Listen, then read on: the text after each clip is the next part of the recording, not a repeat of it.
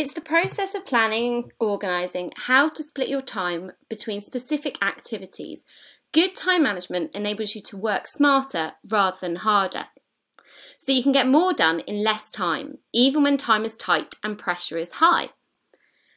High achievers have a habit of managing their time exceptionally well. This gives room for higher effectiveness, less stress, and a higher level of productivity. Sounds good, right? So let's aim to all be high achievers.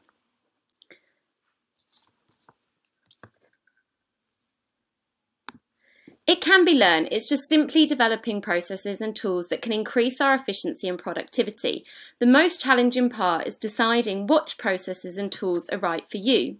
Everyone approaches it differently, and so what I'd like you to do today is just take one of the techniques that I put forward that feels achievable for you. So don't feel like you need to use them all. Doing one thing really well will help you a lot more than doing 3 things badly. So everyone approaches it differently. And as you here, you've obviously got the issues with time management. So these are some of the symptoms that you're probably experiencing. So poor work quality, if we're honest, we're probably not doing our work as well as we should. Missing deadlines, but one of those things that unfortunately we're probably slipping a little bit on. Snapping at people, let's be honest, we're probably snapping our other halves, friends, family, colleagues, constantly tired, you're staying up late to finish work, you're getting up early to do more work, and you're always saying, I'll be there in 20 minutes, I'll be there in half an hour. Impatience, lack of decision making, and high stress levels. And it's like you're constantly putting out fires. So a quote I love from H. Jackson Brown Jr. is, don't say you don't have enough time. You have exactly the same number of hours per day that were given to Michelangelo, Mother Teresa, Leonardo da Vinci, Thomas Jefferson, and Albert Einstein. You can't really argue with that. So managing your time well isn't about squeezing as many tasks into your day as possible. It's about doing these tasks faster, better, and eliminating the bad stresses. It's about clearing away space in my life to make time for people, play and rest. So I promise you there really are enough hours in the day for everything you'd like to do. It just takes a bit of rearranging and imagining to find them. So everyone's different, and most research shows that tasks taken up in the morning are the ones best with more challenging tasks. So even the studies acknowledge it's not always true and that everyone has a personal prime time. However, just putting out there, a high percentage of successful people, including the top world CEOs, are early risers. So what's your prime time? If you do your best work early, plan to do the routine tasks later in the day and concentrate on the more challenging tasks when you're at your best. If you don't really get going until later, handle the routines in the morning and save the more difficult tasks for later. I personally am an early riser. I know that if I sit down at my laptop at 7:30 in the morning, that hour or two in the morning before other people get going is my perfect time to get things done, which need my concentration. So you don't manage time, you manage yourself, others and work. So now this may sound a bit unnecessary, something you've not got time for, but you need to do it and you need to do it now. So what's the most important things in your life? I've spent loads of time doing things that weren't really important to me, stuff that didn't achieve my goals and didn't represent what I value. So write down what things are important to you. I read some great advice, which was to focus on 3 things for 3 months. And by this time, you should have developed habits and a new approach to life. It could be something like wanting to be more financially comfortable, spending more time with friends and family. So the next stage is to set goals that relate to the values that you have identified. So don't be vague, like talk to my best friend more. Say how often. Do you want to do it every day, every week, every fortnight? You won't have the satisfaction that you've achieved something and kept it up if you don't know how often you should be doing it. So to achieve your vision of a more financially comfortable lifestyle, one of your goals should be getting promotion within 6 months. This can be then broken down into smaller component parts, so finding out what skills you need for this other role, identifying what are the blocks stopping you achieving it. And is it a role you want for the role, or is it the one just for the money? Having clear goals will mean that your world doesn't just become firefighting, that you can actually progress in life doing the things that you want to do at home and at work. So you have to make sure you're clear and concise with what you want out of life and subsequently your day. So write these goals down. If they're in your head, you can easily shift and forget them. So split it into short and long-term goals that will give you more purpose. Do you know if you write them down, you're 42% more likely to achieve them? So if you engage in that passive goal setting, you're less likely to have a good handle on your time management. And this can lead to severe frustration because deep down in your subconscious mind, you might know what you want, but you haven't organised those desires into clear goals. It hasn't become visceral for you. So actively set your goals by deciding exactly what you want, when you want it, and why you want it. You have to be absolutely precise when you're doing this. So don't be afraid to write exactly what it is, down to the very last detail that you're looking for. So don't just say you want a lot of money, say the exact amount of money that you want, what specific date you want it by, and why you want it. And now you're clear on what you're trying to achieve, we can look at how to make sure we achieve those, include those values and goals by managing your time more effectively. So you've got a budget for money. Money comes in, money goes out, and you have money left over. So consider creating a time budget. How much for working on things that move your commitments forward or make money, and how much for things that don't move your commitments forward and they actually bring you backwards. So the first thing I want you to do is think about your average week.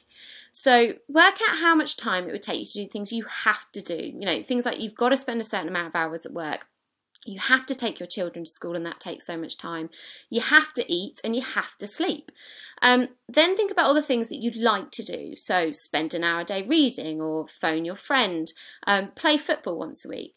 Work out how many hours you'd like for that in a week. There are 168 hours in a week, and so whether or not you're above or below that number is how much wasted time you've got. Now, even the things you have to do and you want to do can be reviewed, but that missing figure at the end is what we have to play with automatically. So in 1994, Covey released a book entitled 7 Habits of Highly Effective People, which I'm sure a lot of you have read, where he discussed a system for managing time that was originally introduced by Dwight Eisenhower. This system splits up activities into 4 quadrants based upon 2 factors, urgency and importance. So in your day, a task can be categorised by these 2 factors, and they're as follows. In quadrant 1 on the left, you've got emergencies and crises, so things that are urgent and important. In quadrant 2, you've got long-term goals, things that are not urgent but are important. Number 3, interruptions, things that you've got to deal with straight away. They are urgent, but they're really not important. And number 4, things that aren't urgent and aren't important. Now, have you ever had to do timesheets for work? What I recommend is giving yourself a week to monitor your time and try to allocate them into different quadrants. So by understanding what type of work you normally do, it'll be a great starting point for you to make those changes. So the goal in life is to spend as much time in quadrant 2 and as little time in quadrant 4 as possible. And you've got to look at how much time you actually spend in quadrant 2. So time spent browsing Twitter, gaming, watching TV or movies can be one of the biggest drains on productivity. If you watch television for 3 hours, then you lived in the dismal quadrant 4 that day. You want to spend as little time with quadrant 4 activities as you can if you want to achieve anything in your goals or your visions. Sometimes we just can't see how much time we're wasting unless we look at it in this manner. So after you've completed this exercise, take your daily list of tasks and jot down the quadrant each of them falls under. Each week you should think back to your goals. Give yourself a sense of purpose. I do this for 3 lists that I hold: work, personal and home. I try to always do 1 personal and 1 home thing a week, sometimes more, and it's a good way to make sure that the balance of work doesn't dominate the rest of my life. So when new things pop up into your day, constantly reevaluate. I'll go on to talk about what to push back on, but how you're going to, but that's never going to end. And requests from other people are just never going to stop. They're going to keep coming in. So you need to decide how important those tasks are compared to everything else on your list. If this doesn't work for you, another technique is the 3 Ds, so do, delay and delete. Sounds quite brutal, and in probably actually essence it is. It's not a technique to be used for reviewing where you spend your time, but it's great if you want to quickly split things up in a list to do going forward. So when you're first practicing the skill of time management, it's a good idea to try and work with a champion or coach who can ask you these kind of quite honest questions about how important and urgent something really is, to really help delve into a category or quadrant tasks should be in. So a good leader has the ability to work only in quadrants 1 and 2, delegating the rest of the actions to someone else. And that's not always possible depending on who's around. But if you have that mindset, that will definitely help with your time management. So each day on your way home, I'd recommend writing your top 5 priorities for the next day in order of priority. So by doing it the night before, when you get up that next day, you'll already have a plan. If you're only to achieve those 5 things, you ask yourself, would you feel like you've achieved something that day? I'd also recommend doing 2 of those things first thing in the morning. However long they take, however horrible a task they are, start with them. And in fact, pick the hardest one to start with. So you can focus them while you're still motivated in the morning. And I know we talked about how different people have different prime times, but really getting yourself stuck in will mean you stop delaying it until the end of the day. Beyond that, apply time limits to all other tasks. So the time constraint will push you to focus and be a little bit more efficient. And you'll surprise yourself about how much you get done in that time if you say, right, I've only got 30 minutes or I've got 1 hour for this task I need to complete. And if you don't need to focus on the details, focus on the fundamentals and the wider arching concepts of the project before you think about the nitty-gritty. It's these nitty-gritty details that can cause us to spend too long on certain tasks. So make sure you're not immersing yourself into the details and actually you're focusing on the big picture. Turn off your phone. It's really, really simple, and it's something that everyone just cringes a little bit about.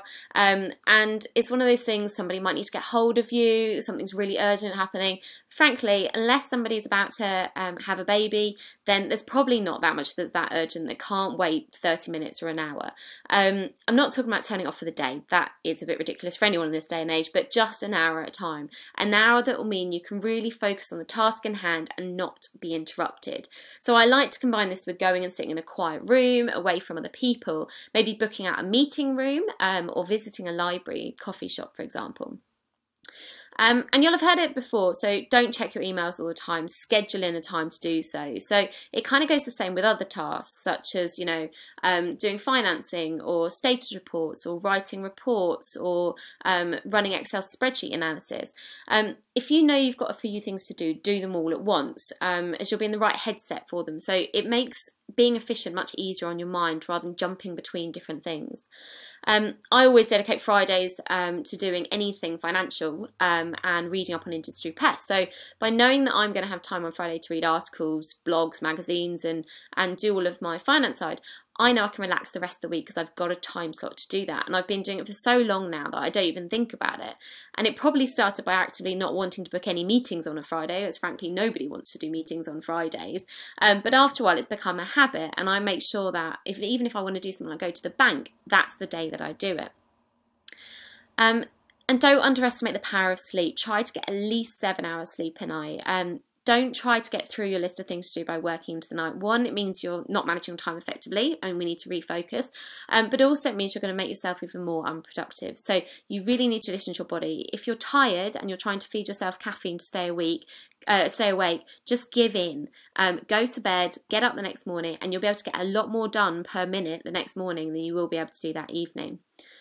So I was brought up with the government adverts which told you to say no. There were slightly more sinister things. However, being able to say no is a good lesson to learn. So to be able to say no, you'll have to accept certain principles. So there's 3 things. I realise that I can't do everything. I won't agree to undertake a task or project that I know I'll not be able to complete in the time frame required. And I will not make commitments that are not consistent with the goals and objectives that I've set for myself. So your objectives should really be to take on only those commitments that you know you have time for and that you truly actually care about. So most things come in your way, so anything that comes in through your inbox or through other messenger services are other people's requests to meet their timelines and meet their agendas. They're not necessarily any relevance to you. So you don't have to say yes, and you don't even have to answer for 3 hours if you don't want to. It's that age-old thing that if it's that important, someone will call you, and then you can again reevaluate how important it is to you to get something completed. So The other time to say no is when you're in meetings. How often you've been in a meeting when it's overrun? It seems to always happen at the start of the day. It's a bit like when you go to the doctors, and it just has a knock-on effect throughout the day. If you're in a meeting and you feel like it isn't wrapping up as it should in time, 10 minutes or so before the end, just flag the time with everyone and reiterate what the objectives of the meetings are, and either preempt that you're not going to be able to actually come to the conclusions and resolution, outline what the plan should be, so whether or not it should be covered off over email, or whether or not another meeting needs to be scheduled, or even if there's certain members of the team that can still actually carry on with that. But ensure your meeting finishes on time, because all of you that have other commitments that day, basically everyone, will need to make sure they fit it into their day. So you'll be amazed when you start to immerse yourself in time management skills, your ability to keep meetings succinct and effective will also massively improve. So badly run, late running meetings are meetings being run by people with bad time management skills. So I found over time my tolerance for meetings that last anything over about 45 minutes has massively declined. So short, sweet, and to the point. Most people do get people to do pre-reading or post-reading afterwards, and it really can help with the efficiency of a meeting. And there's a saying, if you want something doing, give it to a busy person. So my suggestion is try not to look too busy, otherwise people are going to keep giving you things to do. So don't look busy, look in control. So there are loads of things that can waste your time, and you'll know the specifics for you, but in general, we've got things like the phone ringing, or nowadays it's not necessarily ringing, it's a message popping through. We've got procrastination, that age-old thing where actually you're just not really doing a lot. And, you know, just other things mentioned, poorly run meetings that we've just talked about there. And one of the big ones is junk mail and information that's coming through that, as I said before, you don't actually necessarily need to consider as important to you. But underlining all of this, the main issue is poor planning. So make sure you plan out your day and make sure you have everything you need for meetings and appointments that you have through that day. So spend 10 minutes preparing everything that you need, which will mean the hour that you spend in that meeting will be far more productive. So obviously we also need to plan in those 10 minutes and make sure they're in your schedule as well. So I'm not going to go through all of the time wasting culprits, but just having a look at a few of them. So waiting and delays. So as much as we think we are busy, there are times on our day when we really aren't doing anything at all. So have you ever thought about how much time you spend doing nothing during an average day? So it's not usually a situation where you plan to do nothing, it just kind of happened. So think about all those things you could accomplish if you could make use of the time. So for instance, you could spend the time you're commuting on a train or a bus doing something. You could use the time if you're traveling on a flight, for example, when you're at the airport. Even just simple things like if you're on hold on the telephone, there's loads of stuff you can do at the same time with that. Arriving to work, getting to meetings early, or when other people are being really poor at time management and they're turning up late. That's a small gap of time. Now, you can either look at it as waste of time or gifts of time. So if you choose to think of them as gifts of time, you can use them as opportunities to accomplish routine tasks that are necessary but don't require large periods of time. So you could maybe look at things like emails, for example. So most successful people have found that there are already a number of things they can accomplish while they wait. So the trick is to use it for things that you can pick up and put down. So as I said, something like emails, clearing your junk. I'm a really big fan of unsubscribing. So I don't know how I get subscribed to so many junk emails. But rather than just deleting them, just pressing that one extra button and pressing unsubscribe, that will save you time in the future, and it's an easy task that you can do for 1 minute at a time. It really doesn't need a large block of time. So writing letters, can you take out your notebook or your smartphone or whatever it is and jot down notes, things that actually you've been meaning to reference to other people, or things that you've just heard or seen throughout your day that you want to take note of and not forget. Downloading books, articles to your phone or your tablet, keeping it old school if you want to bring a book with you. There's often no time in your schedule to planning, keeping up with current books or articles related to business. So instead of being impatient when you're getting delayed about something, actually it's perfect time to advance your own knowledge and skills. So paperwork wise, it's something you need to review in your own business, in your own life. If you have to do it, I'd say make sure you do it properly at the time, so you don't have to go back to it when you can't quite remember all the details. And as a side, I offer a consultancy service and can review all the paperwork for you to increase efficiency. Just look out for the contact details at the end of this session. We can be really organised and plan everything, but if we end up spending an unplanned 20 minutes on Facebook in the morning and another 45 minutes rearranging your desk in the afternoon, we've wasted an hour without much effort. However, the only way around procrastination is to be completely aware of what needs to be done. If you can set clear goals, get organised and prioritise your time, you'll be well on the way to destroying any propensity for procrastination. So it just seems to be around every single corner.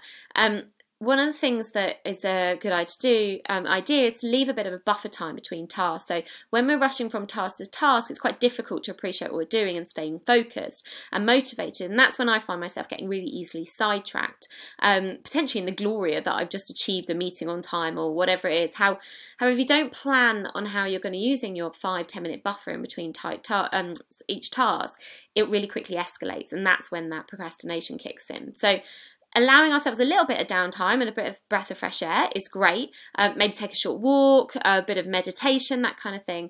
But do think about using your weekend a little bit. A meme that I've seen depicts a guy casting his work aside on a Friday and saying, "It's Friday, fuck this shit." The following image reads Monday, and the man is stepping down and picking up all the papers that he's dropped on the Friday, and it just seems ridiculous. But I found that it's amazing how just doing a little bit of work at a weekend, just to catch up if you need to, really helps you de-stress over the week. So don't aim for the whole weekend. That's not the point of time management. Instead, it's not about doing more work, it's about working a bit smarter. But that 1 or 2 hours, just when nobody's contacting you, haven't got those interruptions, they're good times to get things done. Use tools. So whether you prefer a notepad and pen or a sticky on your computer, Excel spreadsheets, or even an app like Evernote, which I'm a big fan of, use whatever tool works for you. So if you have something that works, don't change it. So if you use a pen and paper, stick with a pen and paper. If it's working for you, just do it, but use it more. I really like a mixture between written lists and Evernote. So I use Evernote for my weekly and kind of long-term lists, but I really like having a handwritten list for my daily list. So I really have this satisfaction of crossing things out by hand, and also by handwriting it, I feel like I've committed myself to achieving it more each day. So it also means that I don't get overwhelmed by a really long list, because if I kept looking at my Evernote list, I would see every single thing I need to do over the next, say, 3-6 months. That's going to be pretty overwhelming and scary. And I know my day is going really well if I've finished everything that's on my written list and I actually have to look at my Evernote list before the end of the day to see what other tasks I complete. So that's the sign of a great day. Doesn't often happen, but it's always a good sign. So let us know what do you guys use? Be really interested to see what other tools are out there. I've sat in enough meeting rooms with really overwhelmed team members discussing the importance of stepping back. If you're getting a bit panicky and you find yourself staring at your list and notice that you've not really achieved anything in the last 15 minutes, you need to step away. Go make yourself a cup of tea, rethink about those 5 things you put on your list last night and go back to them. And another thing to remember is that you often don't always have to do it yourself. So delegate. It's a word that gets bandied around quite a lot at work, but you can do it at home. So you don't need to have a team of people, but you have friends and family, and there's even virtual assistants that are really cheap nowadays online. It doesn't only just free up your time. It just means that when you are doing the tasks that you've still kind of assigned to yourself, you're going to do them a lot better than if you're trying to do 100 things all at once. In my old office, we used to have a plastic box with a magnum of champagne in it, and it said "open in case of pitch win." And that simple signal on our desk, which was us, that we should celebrate moments of glory, and don't just focus on the pitch wins. Actually, it should be the little things that we think about. So try and reward yourself when you've finished that nasty spreadsheet, or when you've managed to get out of the office on time each day for a week. If you give yourself these little rewards, you'll be more incentivized to try and achieve it next time. So if you work with other people, don't forget to reward them as well for the little things too. And it's not about rewarding people for just doing their job, or rewarding yourself for doing your job. It's about rewarding for doing it better than you would have done it before. And it's not all about work, work, work, as Rihanna would have you believe. There are some more holistic things we should be thinking about too. So clear your mind before you start work. If you're quite an emotional person, one good thing to do is write down everything that's bothering you, everything that's making you sad, angry, even things that are really exciting things that like to distract you throughout the day. Write them down as a reminder, and you're going to come back to them later, but in the right time. Keep the same morning routine every day. Now, this one always causes a little bit of frustration with people because quite often they just wake up on the same time on the weekends anyway. You get to a point in life where if you're waking up the same day at the same time Monday to Friday, try and keep it for Saturday and Sunday, however much you try and fight it. Even if you wake up, make yourself a cup of tea and then go back to bed. Just keeping your body clock in a regular process really helps a long way with keeping your energy up. Schedule in talking to your friends and family. Said before, actually, it's one of those things that quite often gets left. And, you know, it's easy to say, they'll understand, they're probably busy too. Talk to people regularly. And the best way to do it is put it in your diary so you know you've made the time for it. So it's a great one to fit in when you know you're going to be waiting, as we talked about earlier. So if you're at a train station or something, but keep it in your diary so you don't forget that those people that are important to you. So in case you're short on time and you've fast forward to the end to see these top tips, well, here goes. So as we said, understand your values, make sure what it is that your purpose is around for. You know, do you really want to focus on your family? Do you really want to focus on progressing in your career? You know, is being outside really important to you? What's important to you in your world? Set your goals. So these are things that you want to achieve in life, and they can be work related, but what are the kind of specific things that stem from your values that you really want to focus on?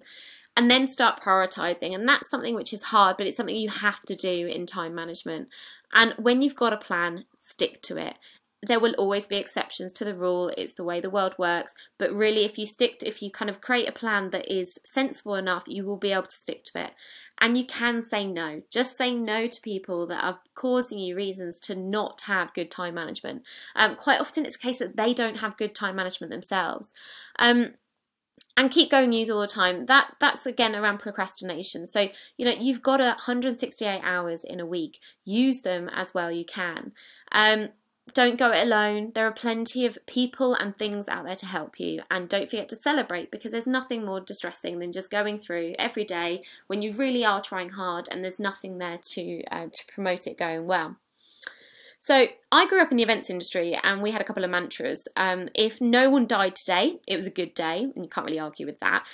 Probably a bit extreme for most days, but the other one was work hard, play hard. So I take this one really most to heart. I did probably more in my 20s than I do now, but the time commitment side is there. So really, if you've actually put the effort in, celebrate, really enjoy yourself and have fun as well. That's the whole point of time management, is making sure you've got the time to do other things. So I hope this session has given you some ideas, and as I said at the start, just pick one of the techniques that I've suggested and take that forward. And you can always go back to this video and have a listen again to some of the other techniques to see if you want to try some more. And if you feel like you need any support on any of these elements, then get in touch. I offer coaching to all types of people to help them make their lives more efficient and enjoyable. But I want to leave you on a story, one that some of you may have heard before, but bear with me. So one day an expert in time management was speaking to a group of business students, and to make a point he used this illustration. As he stood in front of the group, he pulled out a large wide-mouthed mason jar and sat it on the table in front of them. Then he produced around a dozen rocks and placed them in one at a time into the jar. When the jar was filled to the top and no more rocks would fit inside, he asked, "Is this jar full?" And everyone in the class said yes. Then he said, "Really?" He reached on the table and pulled out a bucket of gravel. He dumped some gravel in and shook the jar, causing pieces of gravel to work themselves down through the space between the rocks. Then he asked the group once more, "Is the jar full?" And by this time the class had begun to understand. They said, "Probably not," one of them answered. "Good," he replied. So he reached on the table and brought out a bucket of sand, and he starts dumping the sand into the jar, and it went into all of the little spaces left between the rocks and the gravel. And once more he asked the question, "Is this jar full?" "No," the class shouted, and once again he said good. Then he grabbed a pitcher of water and began to pour it in until the jar was filled to the brim. Then he looked at the class and asked, "What is the point of this illustration?" And one student raised his hand and said, "No matter how full your schedule is, if you try really hard, you can always fit some more things in." and know the speaker said. That's not the point. The truth this illustration teaches is if you don't put the big rocks in first, you'll never get them in at all.